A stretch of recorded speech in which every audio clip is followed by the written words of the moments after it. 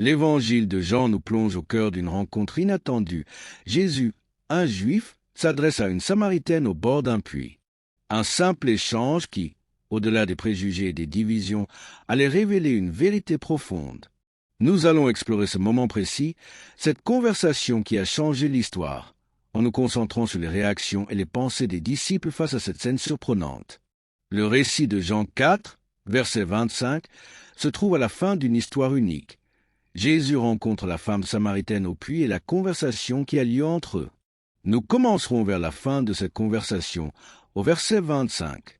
La femme lui dit, « Je sais que le Messie doit venir, celui qu'on appelle Christ. Quand il sera venu, il nous annoncera toutes choses. » Jésus lui dit, « Je le suis, moi qui te parle. » À ce moment-là, ses disciples arrivèrent, et ils furent étonnés de ce qu'il parlait avec une femme. Toutefois, aucun ne dit, « Que demandes-tu » ou « De quoi parles-tu avec elle » Alors la femme, ayant laissé sa cruche, s'en alla dans la ville et dit aux gens, « Venez voir un homme qui m'a dit tout ce que j'ai fait. Ne serait-ce point le Christ » Ils sortirent de la ville et ils vinrent vers lui. La direction normale pour lire un tel texte nous conduirait à cet effort d'évangélisation de cette femme qui descend dans la ville de Samarie pour dire « Venez voir un homme qui m'a dit tout ce que j'ai fait. » Mais nous allons d'abord nous concentrer sur le verset 27. Là-dessus arrivèrent ses disciples. À quel moment? Au moment de la conversation entre lui et la femme. Là-dessus arrivèrent ses disciples, qui furent étonnés de ce qu'il parlait avec une femme. Toutefois, aucun ne dit « Que demandes-tu » ou « De quoi parles-tu avec elle » C'est là que je vais concentrer mes pensées ce matin sur le 27e verset. Et mon message est intitulé « Ce n'est pas ce que l'on croit ». La mission inattendue. Il est étrange que Jean nous emmène dans le 4e chapitre à un arrêt ou une pause, si vous voulez, où Jésus s'assoit pour se reposer au puits et envoie ses disciples chercher de la nourriture. Quand ils reviennent au puits, l'étrangeté de la situation est que le Seigneur, qui les a envoyés chercher de la viande et du pain, leur dit « Je n'ai pas faim » quand ils reviennent. Vous devez comprendre qu'ils voyageaient à pied en ce temps-là, et que cela prenait un certain temps pour faire une telle course. On pourrait penser que si vous envoyez vos 12 disciples chercher le déjeuner, 12 hommes qui vont chercher le déjeuner pour un seul homme, et qu'ils partent tous en vous laissant seuls, c'est que vous deviez vraiment avoir faim, en l'occurrence Jésus, dans ce texte. Quand ils reviennent avec le déjeuner, le voilà assis près du puits, en train de parler à cette femme.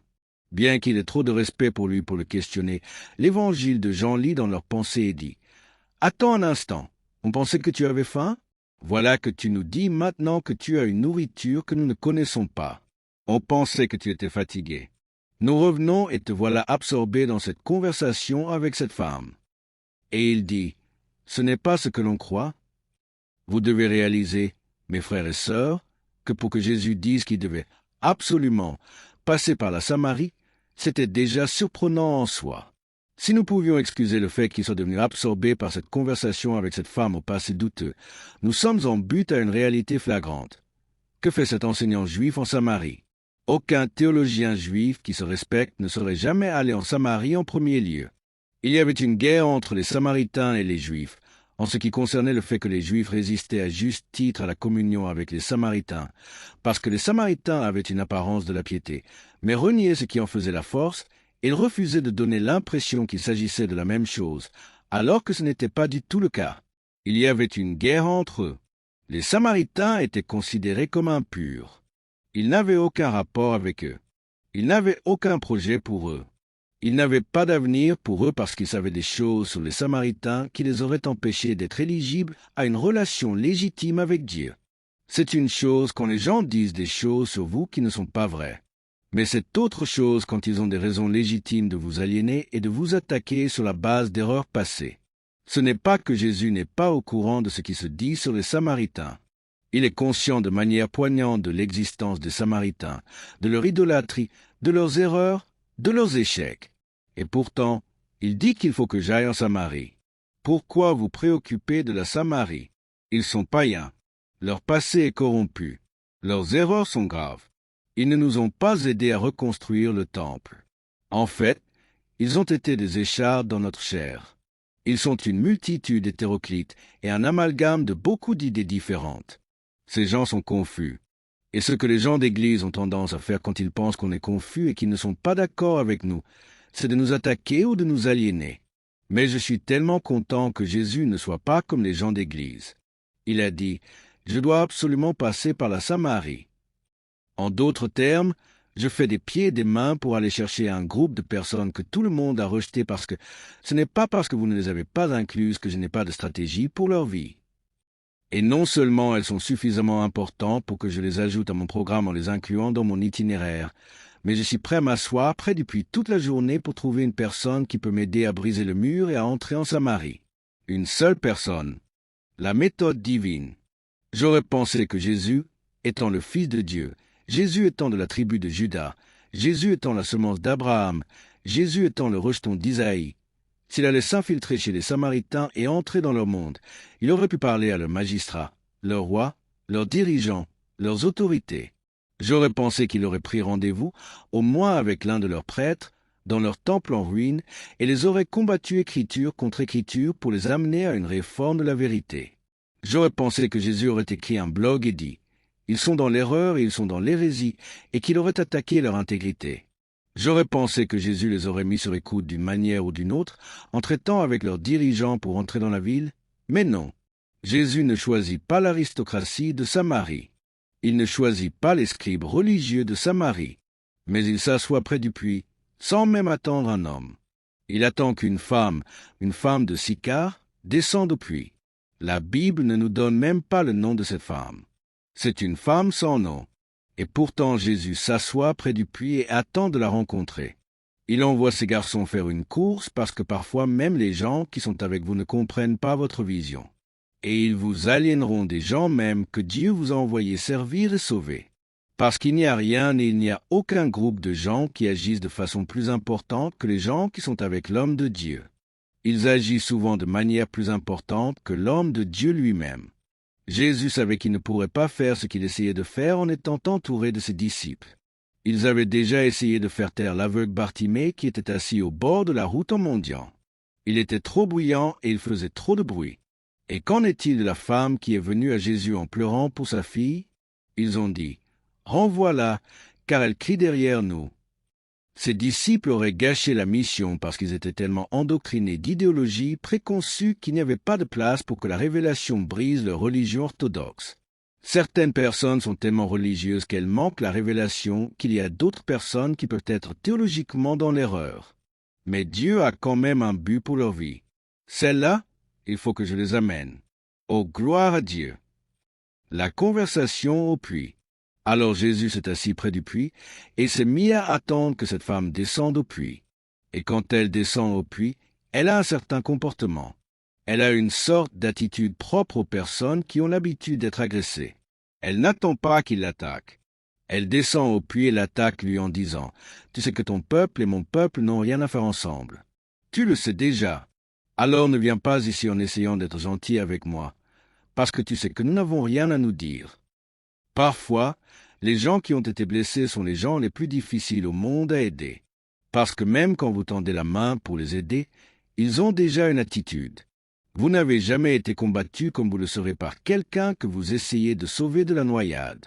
Même si vos intentions sont bonnes, leur désespoir est si grand que vous pouvez vous faire tuer en essayant d'aider quelqu'un qui souffre. Mais Jésus commence à s'occuper d'elle jusqu'à ce que, dans la phrase suivante, elle passe d'une attitude sarcastique à l'appeler Seigneur. Elle l'appelle Seigneur parce que maintenant elle commence à comprendre qu'il mérite du respect. Ensuite, elle le reconnaît comme un prophète. Et plus tard, elle parle de Messie. Et il lui dira, « Je le suis, moi qui te parle. » Regardez comment Dieu amène progressivement cette femme à la révélation. Il passe de l'ennemi et de l'étranger à un Seigneur, d'un Seigneur à un prophète, d'un prophète au Messie. N'est-ce pas bien comment Dieu vous amènera à la vérité? Pas en une seule étape, mais en plusieurs étapes pour vous amener à l'illumination de ce que Dieu ferait dans votre vie. Et je veux prendre un moment et juste le remercier de m'avoir attendu. Je n'ai pas toujours pensé ce que je pense maintenant. Et je n'ai pas toujours ce que je sais maintenant. Et je n'ai pas toujours ressenti ce que je ressens maintenant. Mais quand j'avais la mauvaise attitude, le mauvais état d'esprit et le mauvais genre de foi, je veux le remercier d'être le genre de Dieu patient qui aurait pu me couper de son emploi du temps, mais qui s'est assis près du puits a attendu que je vienne à une révélation progressive de qui est Christ sur la terre. Je le suis, moi qui te parle. Le puits d'eau vive. Afin d'infiltrer l'endoctrinement de leur théologie, Jésus permet à cette femme le bénéfice d'une analyse comparative. Il le fait de cette façon. Il vient au puits de Jacob. On l'appelle le puits de Jacob parce que Jacob a creusé ce puits à travers la roche solide. C'est une citerne d'eau qui a maintenant commencé à nourrir ces gens qui sont devenus indigènes dans cette région et qui vivent en Samarie. C'est le puits de Jacob, le puits d'Israël. Ce que le puits est sur la terre, Christ l'est dans l'esprit, car Christ est de Jacob. Il est né en Israël. Il est le puits d'eau vive. Donc, ce que vous avez ici, c'est un puits assis sur un puits. Voici qu'une femme vide descend au puits où elle est déjà venue toute sa vie. Mais maintenant, il y a un puits assis sur un puits. Il commence la conversation en disant « Donne-moi à boire », sachant que ses pots sont vides quand il pose la question, sachant que son dogme religieux l'aliénerait de lui donner de l'eau, sachant que même ses propres disciples n'approuveraient pas qu'il demande de l'eau à cette femme étant donné qu'elle est une femme samaritaine. Il sait qu'elle ne peut pas lui donner ce qu'il a demandé. Dieu nous demande toujours de donner quelque chose que nous ne pouvons pas donner sans lui. Afin que sa demande crée une soif de lui demander de nous donner ce qu'il nous demande, pour que nous puissions le lui donner. Oh! Puis-je aller juste un peu plus en profondeur avec cela? Le puits est assis sur un puits, et il lui demande de l'eau. Elle est méfiante. Elle dit, « Moi, tu viens ici en disant que tu veux quelque chose à boire, et tu n'as rien apporté pour puiser? » On dirait une phrase de drague, ça. Elle dit, « Tu n'as rien pour puiser. » Il répond, « Si tu connaissais le don de Dieu, tu me demanderais de l'eau. » À présent, il change de sujet avec elle parce qu'il lui a demandé de l'eau. Il a dit, « Mais si tu voyais le puits qui est assis sur le puits, au lieu de me contre-interroger sur ce qui est temporel, tu contournerais ton puits et viendrais à mon puits et me demanderais ce qui est éternel. » Elle a dit, « Oh ouais? Qu'est-ce qu'elle a de si bon ton eau? » Il poursuit, « Si tu bois de l'eau ici, terrestre, tu auras encore soif, mais si tu bois de l'eau ici, spirituelle, tu n'auras plus jamais soif. » Désormais, elle est confuse. Elle sait qu'elle a un besoin. Elle sait qu'elle a besoin de puiser. Elle ne sait pas si elle doit puiser dans le physique ou le spirituel. Elle dit, « Mais c'est de l'eau, et c'est un puits, et c'est là que tout le monde va. » Il réplique, « Ce n'est pas ce que l'on croit. Ce n'est pas parce que tout le monde y va que cela va satisfaire ta soif. Ça peut sembler satisfaire ta soif, mais ce n'est pas ce que l'on croit. Une percée divine. L'ennemi te montre comment satisfaire tes besoins, et il dit qu'il a une solution à ton problème. Mais le Seigneur t'a envoyé ici ce matin pour que tu aies un avertissement, que ce qui a l'air bien n'est pas bien. Ce n'est pas ce que l'on croit. Reste en place et regarde la délivrance que l'Éternel va t'accorder en ce jour. Certains font confiance aux chevaux, d'autres aux chars, mais moi je me souviendrai du nom du Seigneur. Tout ce qui brille n'est pas de l'or. Ce n'est pas parce que ça te fait un clin d'œil que c'est une bénédiction. Ce n'est pas parce que ça profite de ton besoin que Dieu a répondu à travers ce que tu t'apprêtes à faire. Tu as besoin de t'arrêter et d'être immobile. J'entends le Seigneur dire que la venue d'Ismaël est un signe qu'Isaac est en chemin. Le faux vient toujours avant le vrai. Et si tu as le pouvoir de dire non à ce puits, tu t'ouvriras à ce puits, et ton ancienne prospérité semblera peu de choses. Celle qui t'est réservée sera bien plus grande. Job 8, verset 7.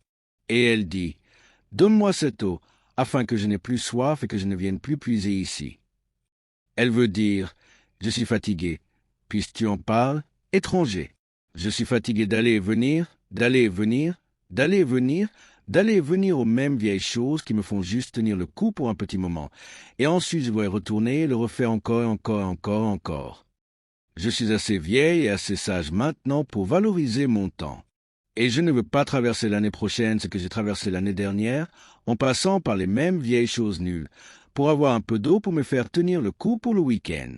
Donne-moi cette eau pour que je puisse enfin ne plus avoir soif, me poser, maîtriser ce à quoi Dieu m'a appelé, entrer dans ma destinée, sortir de mon histoire. Je suis prête à avoir cette eau. Je suis trop vieille pour passer une autre année à traverser les mêmes vieilles choses encore et encore.